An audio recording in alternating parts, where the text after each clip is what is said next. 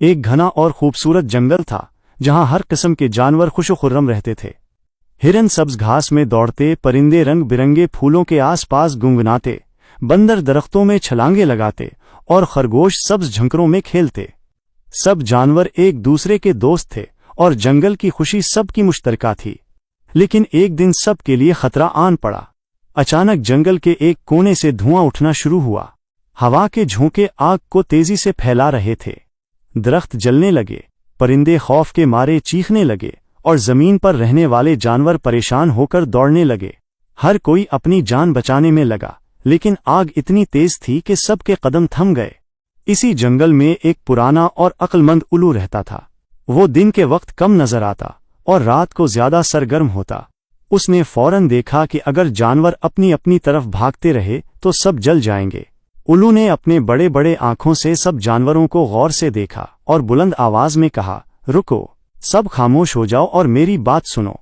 अगर हम सब अपनी अपनी तरफ भागते रहे तो आग सबको लपेट लेगी। बचने का रास्ता सिर्फ एक है, सबको मिलकर एक दूसरे की मदद करनी होगी। जानवर हैरान रह गए। बंदर, हिरन, खरगोश, परिंदे सब ने एक दूसरे की तरफ देखा। सबके चेहरे पर खौफ और परेशानी थी, लेकिन उल्लू की संजीदा आवाज सुनकर सब ने समझा कि कोई दूसरा रास्ता नहीं। उल्लू ने सब के लिए मंसूबा बनाया। परिंदे झील से पानी लाकर आग पर डालेंगे, हाथी अपनी सोंड से पानी फेंकेंगे और आग के फैलाव को रोकेंगे। बंदर दरख्तों की टहनियां तोड़कर आग के रास्ते को बंद करेंगे। हिरन और खरगोश बच्चों और कमजोर जानवरों को महफूज जगह तक पहुंचाएंगे। सब ने मंसूबे को समझा और फौरन काम शुरू किया। परिंदे झील की तरफ गए, अपने छोटे छोटे घोंसलों से पानी भरकर आग पर डालने लगे। हाथियों ने अपनी बड़ी सूंडों से पानी के धारे मारे, जिससे आग के फैलाव को रोकने में मदद मिली। बंदरों ने अपनी फिरतेली टांगों से टहनियां तोड़ी और आग के रास्ते बंद किए ताकि धुएं का ज्यादा नुकसान न हो।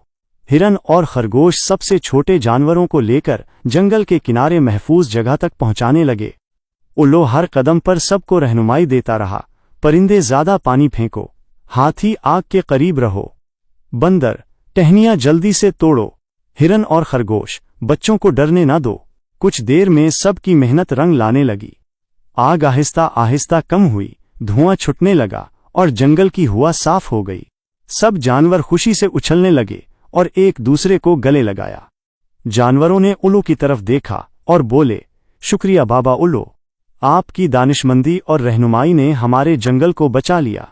अगर आप न होते तो हम सब खत्म हो जाते।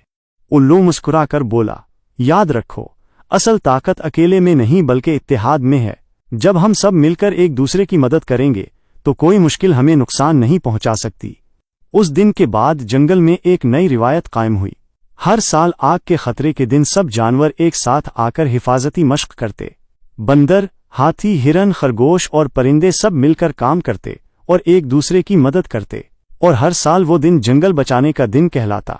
जंगल के तमाम जानवर समझ गए कि अगर हर कोई सिर्फ अपनी फिक्र करे तो नुकसान सबका होगा, लेकिन अगर सब एक दूसरे की मदद करें तो सब महफूज रह सकते हैं।